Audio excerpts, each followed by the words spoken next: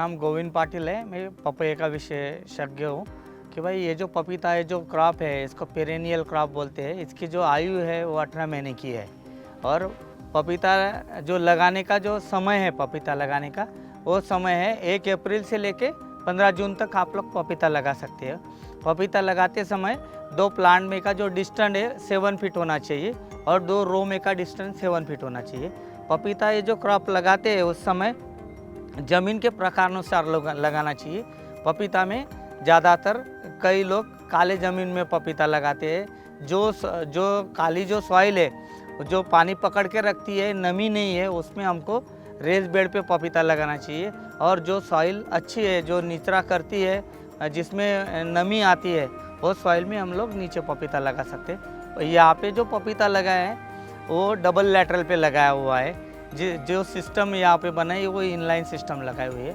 पपीता लगाने के बाद में पपीता ये जो फल है इसका फ्लावरिंग का जो समय होता है 115 दिन से 120 दिन में इसको फ्लावरिंग आना शुरू हो जाता है।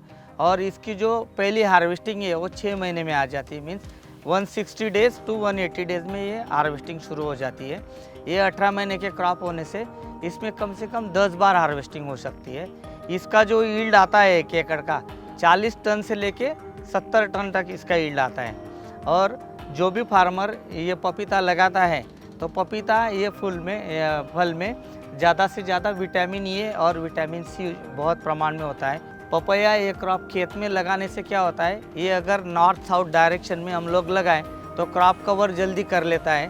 उस वजह से जो ज़मीन का जो ऑर्गेनिक कार्बन है जो बह जाता है वो वही के वही हो जाता है। और पपीता लगाने से सॉइल की फर्टिलिटी, सॉइल की प्रोडक्टिविटी बढ़ती है, जिस कारण फार्मर का यील्ड बढ़ता है।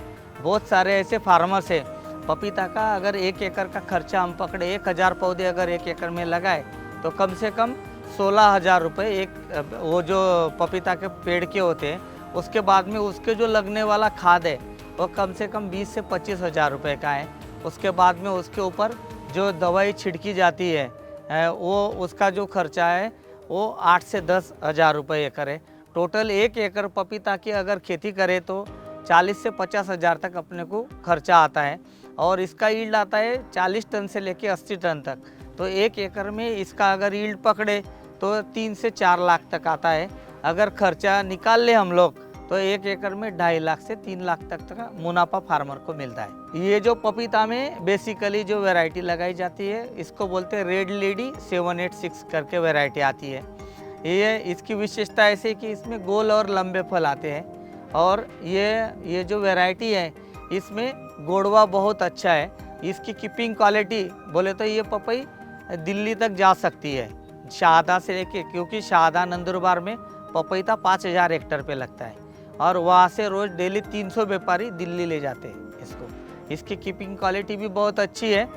और इसके फल में जो गोड़वा बोलते हैं हम लोग, जो न्यूट्रिएंट्स है वो भी बहुत अच्छे हैं। और जो भी किसान पपीता लगाता है तो पपीता लगाने से ज़मीन की सॉइल फर्टिलिटी बढ़ती है, फर्टिलिटी बढ़ने से सॉइल प्रोडक्टिविटी बढ़ती है। ये ओनली वन वैरायटी है, वर्ल्ड वाइड वैरायटी है ताइवान 786।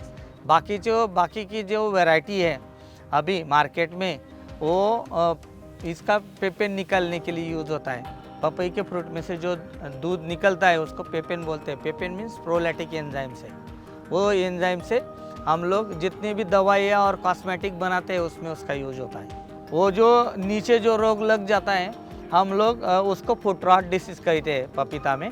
फुट रॉट डिसीज़ का कारण ये होता है कि हम लोग जब जैसा क्रॉप बढ़ने लग जाए, जैसे अब हमारी ड्रिप सिस्टम दूर दूर रखनी चाहिए। बहुत बार लोग क्या करते, फ्लड इरिगेशन में पानी देते हैं तो पपीते के बूंदे को पानी लगना नहीं चाहिए। जड़ों को लगे तो चल सकता है, लेकिन उसका जो तन है, तन को पानी नहीं लगना चाहिए। उस वजह से फ्रूट रॉट डिसीज़ यहाँ तक आता है अपना नीचे से, उसमें झाड़ गल जाने की संभावना रहती है। पपई में ज़्यादा करके रोग आता है वायरस। ये वायरस जो आता है वो जो सकिंग पेस्ट है एफिड, जासिड, थ्रिप्स, इसकी वजह से आता है।